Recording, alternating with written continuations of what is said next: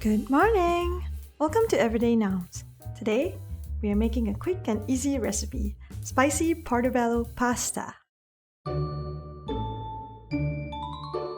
When I was still living in Singapore, I loved Pastamania's spicy portobello pasta.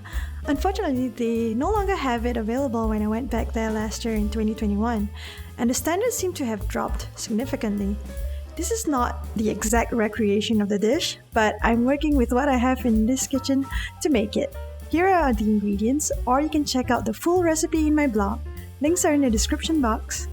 This dish doesn't have that many ingredients, and using bird's eye chili pepper is unconventional, but I really like the flavor, so here goes.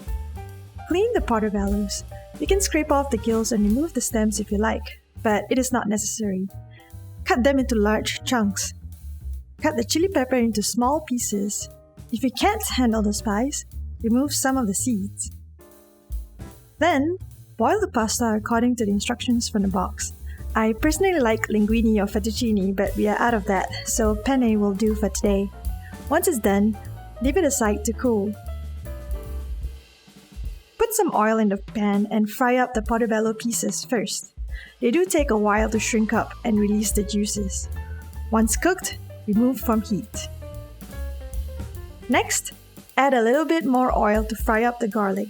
Fresh garlic is best, but I have some chopped garlic in water, so that's what we're gonna use. Once the garlic is nice and brown, add the chili pepper. Add the pasta and the parsley and the cooked mushrooms with the Parmesan cheese. Finally, add the olive oil. Mix well and it's done. It is a really simple dish that can be made quickly on busy weekdays. Please like and subscribe to my channel if you find it useful. Do comment on what you'd like to see. Thanks for watching. Till next time!